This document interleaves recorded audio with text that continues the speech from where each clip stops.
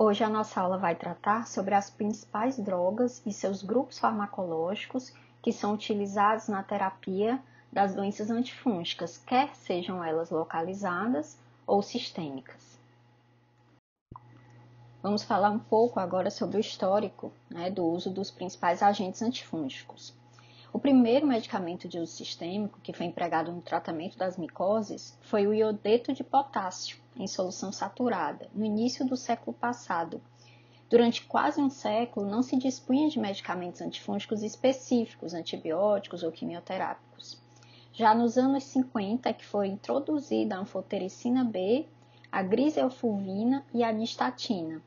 Só no final da década de 70, antifúngicos de maior espectro de ação, que podiam ser administrados por via oral, foram introduzidos no mercado, como por exemplo o cetoconazol.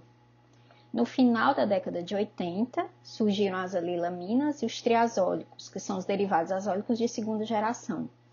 Só na virada do século, por volta dos anos 2000, introduziram-se outros grupos farmacológicos, como as equinocandinas, além dos derivados azólicos de terceira geração, como o voriconazol, o posaconazol e o ravoconazol. Ainda hoje, o arsenal terapêutico para as micoses é pequeno, se a gente comparar com os antibióticos, que estão presentes em muito maior quantidade. E ainda se restringe a poucos grupos farmacológicos, todos restritos ao mesmo mecanismo de ação. Embora as micoses elas estejam aumentando na população, seja a população imunocompetente ou imunossuprimida. Diversos fatores eles podem influenciar no tratamento e na escolha da droga, como nós vamos ver adiante, para cada um dos grupos farmacológicos. Fatores como agente etiológico, localização e extensão das lesões no paciente, fontes de contágio, status imunológico do hospedeiro, comorbidades desse paciente, gravidez, idade, risco de eventos adversos, interações medicamentosas e outros fatores. Nesse slide, nós podemos ter uma visão geral das principais drogas e grupos farmacológicos que nós vamos estudar nessa aula. Então, nós podemos ver uma célula fúngica, que está representada aqui como uma levedura, no qual a gente vai observar estruturas que estão presentes na membrana celular, como por exemplo o ergosterol, que é o principal alvo de ação de várias drogas, vários grupos farmacológicos que são utilizados na terapia antifúngica, dentre eles os derivados poliênicos, representados aqui pela anfotericina B e a nistatina, ainda os derivados azólicos, imidazólicos, triazólicos, as drogas alilaminas e ainda os derivados morfolínicos. Drogas também como a griselfulvina, que vão ter ação interferindo no fuso mitótico, inibindo a replicação da célula fúngica. Drogas como a flucitosina, que interfere diretamente no DNA da célula fúngica. E drogas que foram as que foram introduzidas mais recentemente, que elas têm uma ação mais seletiva na parede celular do fungo. A parede celular é constituída de substâncias como quitina, glucanas, mananas, e as equinocandinas, elas inibem especificamente o polissacarídeo, denominado de glucana, que está presente na parede celular dos fungos. Nesse slide estão representadas as principais drogas e seus grupos farmacológicos utilizados na terapêutica das micoses, quer sejam elas localizadas ou sistêmicas.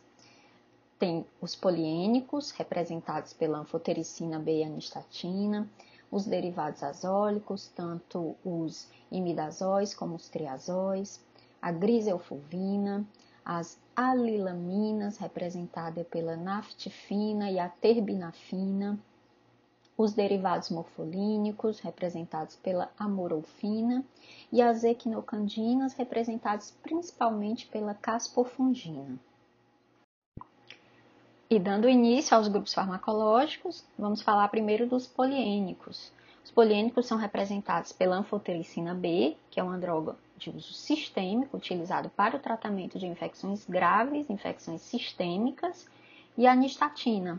A nistatina é utilizada quase que exclusivamente nas infecções causadas por Cândida, né? E o uso tópico, o uso localizado.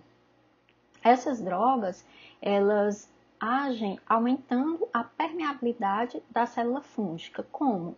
Elas causam um dano direto ao ergosterol, que está presente na membrana celular do fungo.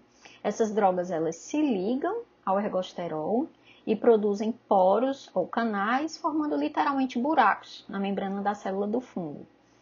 Que esses buracos vão levar a um aumento da permeabilidade da membrana e à perda de constituintes celulares, moléculas e eletrólitos do meio intracelular do fungo, levando à morte da célula fúngica. Nessa figura, nós podemos ver mais claramente como agem os poliênicos, como a anfotericina B, por exemplo, quando ela se liga diretamente ao ergosterol presente na membrana celular do fungo, representada aqui nessa figura.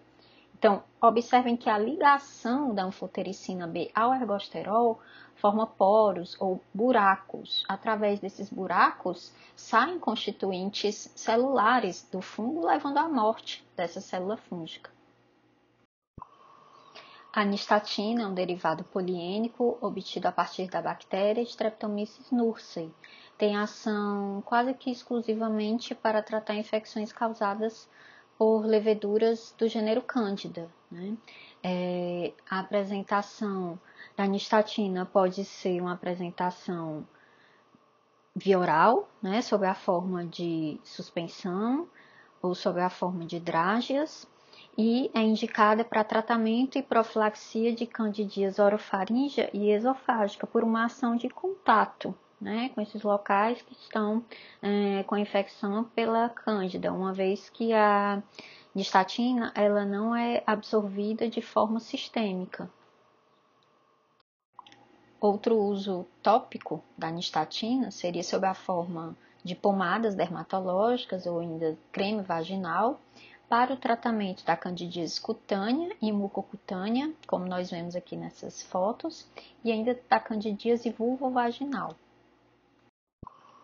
A anfotericina B é uma droga poliênica obtida a partir da bactéria Streptomyces nodosus. Devido ao seu mecanismo de ação, que é se ligar diretamente ao ergosterol na membrana da célula fúngica, ela é considerada uma droga fungicida, porque mata diretamente os fungos.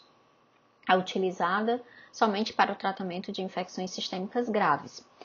Existe a forma de anfotericina B desoxicolato, que é a mais utilizada por ter o menor custo, a forma sob dispersão coloidal e a forma de anfotericina B lipossomal, reservada para casos onde ocorram efeitos colaterais e reações adversas importantes com o uso da formulação comum, desoxicolato, sendo que a anfotericina B lipossomal ela tem um custo muito mais elevado, por isso não ser utilizado de forma corriqueira.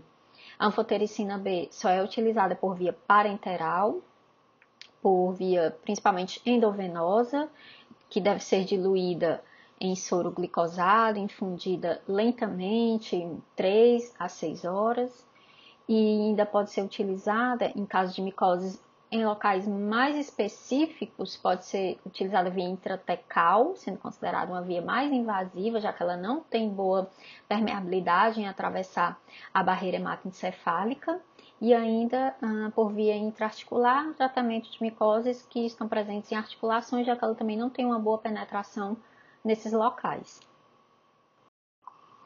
Embora a anfotericina B possua um amplo espectro de ação, sendo efetiva e eficaz para o tratamento de várias espécies, né, de fungos que causam infecções graves, como os casos de candidemia, de histoplasmose, criptococose, coccidioidomicose, ela possui muitos efeitos colaterais, que nós vamos ver adiante. Então, por isso, ela só deve ser utilizada para tratar infecções fúngicas sistêmicas, progressivas e potencialmente fatais. Uma vantagem também dessa droga é que raras amostras de fungo ainda hoje são resistentes a ela, né? Não, existe muito pouca resistência de fungos à anfotericina B, embora ela já venha sendo usada como principal droga para combater infecções fúngicas sistêmicas e há um bom tempo.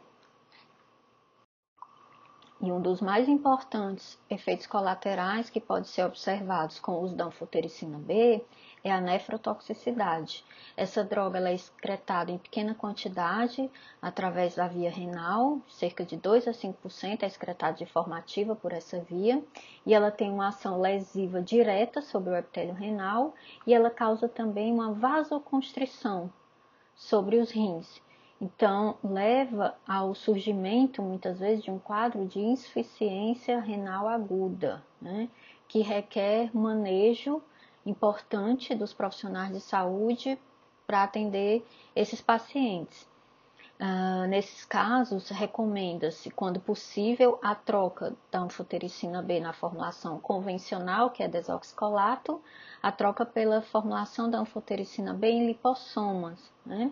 É uma troca que não é feita normalmente de forma usual, porque a formulação lipossomal ela tem um alto custo, embora a formulação lipossomal possa minimizar, né, esses efeitos colaterais que mesmo assim ainda podem ocorrer no caso aqui da nefrotoxicidade.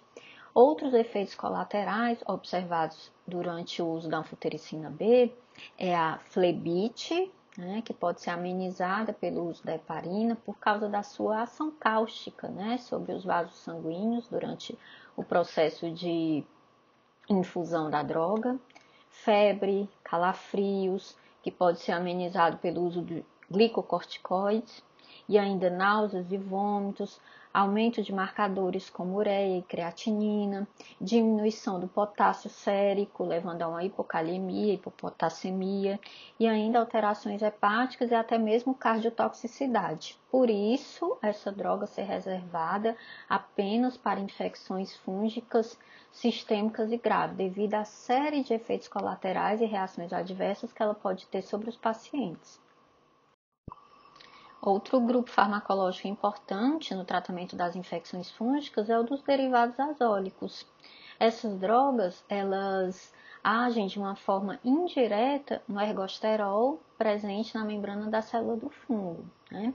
Enquanto os poliênicos eles se ligam diretamente ao ergosterol formando poros na célula fúngica, levando ao dano, né, dessa célula fúngica, os derivados azólicos eles fazem essa ação, mas de um modo indireto, né? Essas drogas, os derivados azólicos, eles interagem com uma enzima, que é a 14-alfa-demetilase, impedindo a demetilação do lanosterol em ergosterol. O lanosterol é um precursor do ergosterol. E dessa forma, essas drogas causam também uma alteração na função da membrana celular fúngica, levando a um aumento da permeabilidade da célula fúngica e levando também ao extravasamento de constituintes celulares internos dessa célula fúngica. Então, todas as drogas do grupo dos derivados azólicos, quer sejam imidazóis ou triazóis, como nós vamos ver adiante, elas têm o mesmo mecanismo de ação, que é interagir com a enzima 14-alfa-demetilase, mas vão variar os efeitos farmacocinéticos dessas drogas, como a indicação de uso de cada uma delas, associado à absorção, metabolismo, excreção, possibilidade de uso com alimentos ou não, e vários aspectos farmacocinéticos. Os derivados azólicos estão representados em dois grandes grupos, que é o grupo dos imidazólicos, que são drogas que foram sendo lançadas primeiro no mercado, presentes há mais tempo no mercado, né, como o clotrimazol, o econazol, o miconazol, hoje somente restritas ao uso tópico, principalmente sob a forma de pomadas dermatológicas. O cetoconazol, que é uma droga que foi amplamente utilizada, entretanto hoje já existem alternativas melhores ao uso do cetoconazol, principalmente para infecções fúngicas sistêmicas. O cetoconazol tanto tem formulação tópica como formulação via oral. E dentre os derivados triazólicos, tem-se drogas extremamente importantes e de muito uso na micologia, como o fluconazol e o itraconazol. Tem-se ainda drogas um pouco mais atuais, mais recentes, também de uso bastante importante, principalmente para o tratamento de infecções fúngicas sistêmicas, como o voriconazol, o ravuconazol e o posaconazol. Nesse slide, nós observamos a via de síntese do ergosterol presente na membrana da célula fúngica. Essas drogas elas vão interagir com a enzima 14-alfa-demetilase, impedindo a demetilação do lanosterol, que é um precursor dessa substância, do ergosterol, em vários componentes até chegar ao ergosterol. As células fúngicas elas podem apresentar uma resistência, né, aos derivados azólicos se elas conseguirem, se esses fungos eles conseguirem sintetizar o ergosterol a partir de outros componentes presentes nessa via. Dentre os derivados imidazólicos de uso tópico, como o clotrimazol, o miconazol, o econazol, a gente observa nesse slide apresentações comerciais, né, nomes comerciais dessas drogas e que são utilizadas principalmente de forma para o tratamento de lesões tópicas, poucas lesões, na verdade, causadas por fungos dermatófitos, como o micrósporo, tricófiton, epidermófiton, e para tratamento também de casos de candidíase cutânea. Outro derivado imidazólico que teve seu uso já bastante difundido foi o cetoconazol. Essa droga atualmente é utilizada principalmente por uso tópico, sob a forma de shampoos, loções, pomadas e ainda sob a forma de comprimidos via oral. Deve ser ingerida, nesse caso, né, via oral, junto com alimentos, a fim de melhorar a sua absorção. E também deve-se evitar que o paciente utilize antiácidos durante o período de tratamento, porque também, a fim de melhorar a sua absorção, o pH estomacal do paciente deve ser um pH estomacal ácido. É uma droga que pode ter ação fungicida ou fungistática, dependendo da espécie de fungo que se está tratando e da dose da droga utilizada. E a principal indicação de uso atualmente é para o tratamento de micoses superficiais, como por exemplo a pitiríase versicolor, que é o pano branco, e o tratamento de infecções como as dermatofitoses, né, também chamada de tinhas ou a impingem. Dentre os vários efeitos colaterais que podem ocorrer durante a terapia com cetoconazol, quando utilizada por via oral, os mais importantes são os distúrbios gastrointestinais, como dor epigástrica, náuseas, vômitos. E ainda, o cetoconazol é uma droga que ela tem a capacidade de interagir com os níveis séricos de testosterona, pode diminuir os níveis de testosterona. E na terapia, por longos períodos, principalmente quando o cetoconazol é utilizado, pode ocorrer dessa forma a ginecomastia em homem, que é o crescimento anormal das mamas, a queda da libido, impotência, normalmente efeitos que são reversíveis com a suspensão do uso da droga. Essa droga também, ela pode ser hepatotóxica, principalmente quando utilizada por longos períodos, né? E devendo sempre o paciente ser monitorado para o uso para os marcadores, né, de dano hepático, como TGO e TGP, representados aqui pelos mesmos marcadores que é o ALT e a AST. O fluconazol é uma droga que é amplamente utilizada devido a ela ter uma boa eficácia e um excelente espectro de ação sobre diversas espécies fúngicas. É uma droga que ela não apresenta ação no sistema endócrino, como o cetoconazol. É uma droga que também, diferentemente do cetoconazol e do itraconazol, ela não necessita ser administrada junto com alimentos, podendo ser administrada ou não com alimentos. Também o pH gástrico do paciente não interfere com a absorção do fluconazol. Tem apresentações de uso tanto por via oral, sob a forma de cápsulas, como por via endovenosa, para o tratamento de infecções sistêmicas.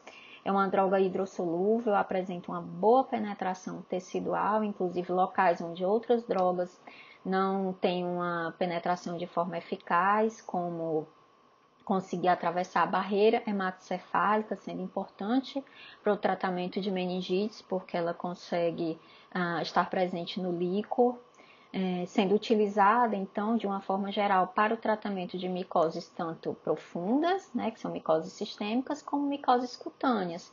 Então, dermatofitoses, meningite por criptococos, micoses sistêmicas como a coccidioidomicose, candidemia, embora tenha algumas espécies de cândida, como a cândida crúcea e glabrata, que são intrinsecamente resistentes a derivados azólicos, né?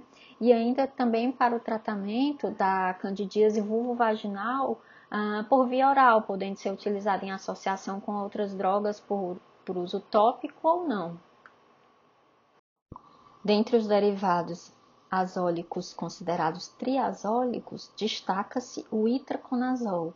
Essa é uma droga que é utilizada por via oral, sob a forma de cápsulas, e necessita, a exemplo do cetoconazol, da presença de alimentos e também sofre a interferência do pH gástrico do paciente, devendo o pH gástrico ácido propiciar melhor absorção da droga durante a sua ingestão. Como efeitos colaterais, também podem surgir distúrbios gastrointestinais, como náuseas, vômito e diarreia, devido ao próprio itraconazol, ele tem uma ação cáustica direta sobre a mucosa gástrica e tem um amplo uso de ação, tanto para o tratamento de micoses cutâneas, como as dermatofitoses, onde o tratamento deve ser instituído por via oral, e micoses profundas, como a histoplasmose, aspergilose, criptococose. Agora vamos falar um pouquinho da griselfulvina. A griselfulvina é um antifúngico obtido a partir do fungo Penicillium griselfulvum. Essa droga tem como mecanismo de ação inibir mitoses na célula fúngica, inibindo consequentemente a sua replicação. Então, nós dizemos que a griselfulvina ela interage com os microtúbulos, desfazendo o fuso mitótico e, dessa forma, como consequência, inibindo a multiplicação das células fúngicas. Essa droga ela deve ser administrada em conjunto com alimentos gordurosos para aumentar a sua absorção. É uma droga que ela tem uma distribuição ampla em tecidos queratinizados, como pele, pelo, unhas, tendo uso e indicação exclusivamente para o tratamento de dermatofitoses, causadas por fungos dos gêneros Microsporum, Trichophyton e Epidermophyton. A única forma de utilização da griselfulvina é por via oral, e ela tem diversos efeitos colaterais e reações adversas, principalmente distúrbios gastrointestinais, como náuseas, vômitos, dor epigástrica, diarreia.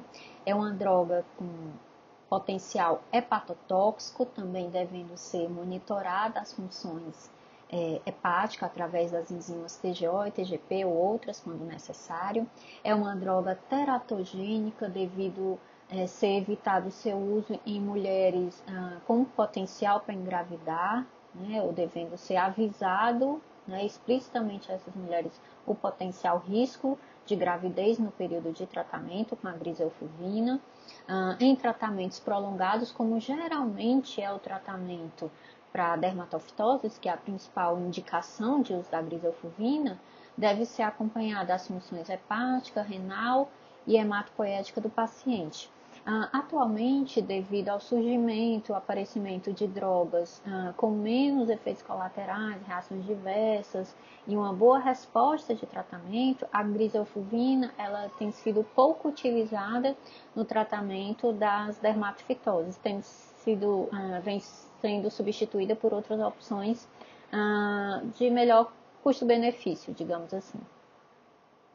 O período de tratamento com a griselfulvina por via oral varia de 4 a 8 semanas, no caso das dermatofitoses, e no caso das onicomicoses, se for nas unhas das mãos, né, cerca de 4 meses, e para as unhas dos pés, cerca de 6 meses, já que elas crescem de forma mais lenta que as unhas das mãos. Dentre o grupo dos antifúngicos alilaminas, representados pelas drogas terbinafina e naftifina, essas drogas têm como mecanismo de ação também a inibição indireta da síntese do ergosterol, como no caso dos derivados azólicos. Só que essa inibição ela ocorre em uma enzima diferente. As alilaminas elas inibem uma enzima chamada de esqualeno-epoxidase, bloqueando uma etapa inicial na via de biossíntese do ergosterol, ocasionando o acúmulo da substância esqualeno, que é tóxica para o fungo, e não deixando que o ergosterol seja formado de forma adequada na célula fúngica. Essas drogas elas são utilizadas por via oral, sendo bem absorvidas e também utilizadas por via tópica. Elas têm uma boa penetração na camada córnea dos tecidos, pele, pelo, unhas. Nessa figura, nós observamos novamente a via de síntese do ergosterol na célula fúngica. Nós vemos que as alilaminas, elas agem na etapa inicial da síntese do ergosterol, que é inibindo, interagindo com a enzima esqualeno-epoxidase. Dessa forma, não deixando que o resto da via de síntese do ergosterol continue, né, não ocorrendo a formação do ergosterol, ao mesmo tempo em que proporciona um aumento da substância do componente esqualeno, que é uma substância em grandes quantidades tóxica para a célula fúngica. Essas drogas têm apresentação comercial disponível de uso tópico, sob a forma de pomadas, e uso oral, sob a forma de comprimidos. São utilizadas principalmente para o tratamento de onicomicoses causadas por cândida e também causadas por dermatófitos. São também indicadas para o tratamento sistêmico, né, ou localizado, dependendo da quantidade de lesões que o paciente apresente, de infecções causadas por dermatofitoses. Né? As alilaminas, elas normalmente são drogas bem toleradas quando utilizadas por via oral, apresentando menos efeitos colaterais que a droga griselfulvina. Outro grupo farmacológico de drogas antifúngicas que interfere na síntese do ergosterol na célula fúngica são os chamados derivados morfolínicos, representado pela droga amorolfina. Essas drogas, os derivados morfolínicos, eles interagem com enzimas denominadas de esterol ceto-14 redutase e esterol ceto-7, ceto-8 isomerase, que são enzimas presentes na via de síntese do ergosterol.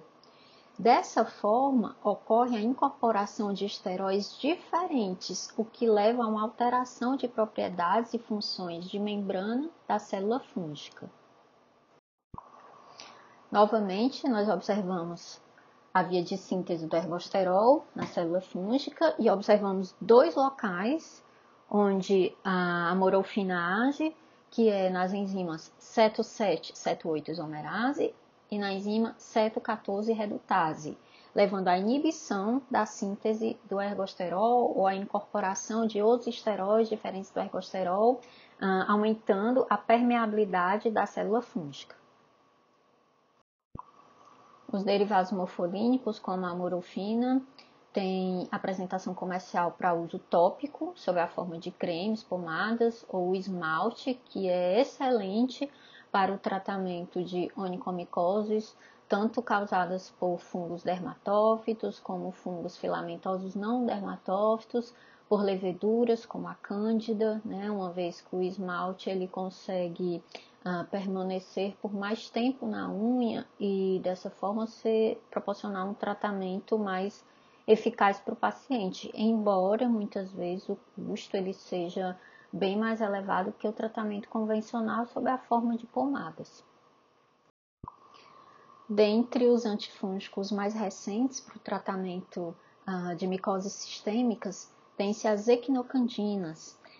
Dentre essas drogas, tem-se a caspofungina, que é a principal e a mais utilizada, tem-se ainda a anidolafungina e a micafungina.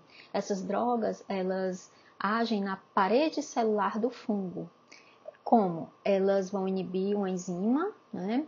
E essa enzima vai levar à inibição da síntese do glucano. que é um polissacarídeo, um açúcar, né, que é essencial para a parede tanto de fungos filamentosos como de fungos leveduriformes. Devido a esse mecanismo de ação, essas drogas desse grupo, né, farmacológico são consideradas drogas fungicidas. Como efeitos colaterais e reações adversas, essas drogas elas podem causar febre, náusea, vômitos, flebite ou tromboflebite e ainda o rubor da face, mas de forma geral elas costumam ser bem toleradas. Nessa figura, nós observamos o mecanismo de ação da caspofungina, que é uma equinocandina, interagindo com a enzima presente na célula fúngica, que é a 1,3-beta-deglucano sintetase, a qual leva à formação da síntese do beta-deglucano, que dessa forma, com o uso dessa droga, não ocorre, né? Observa-se também, durante a prática clínica, a concomitância do uso de caspofungina ou qualquer uma outra equinocandina junto com outras drogas antifúngicas, como, por exemplo, derivados azólicos, como o fluconazol e o voriconazol.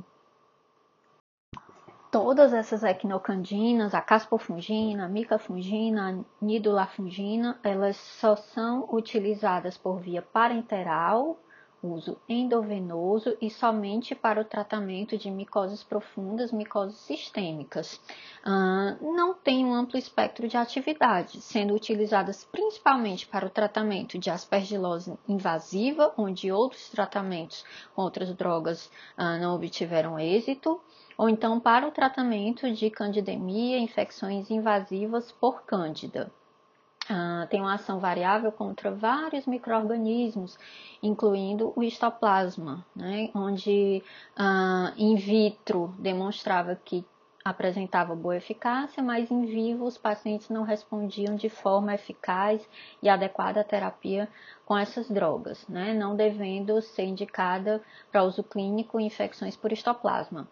Não tem ação contra o fungo Cryptococcus neoformans, também não devendo ser utilizado na terapia de infecções por esse micro-organismo, uma vez que esse micro-organismo não possui beta-deglucano na sua parede celular, sendo o principal alvo de ação dessas drogas, né?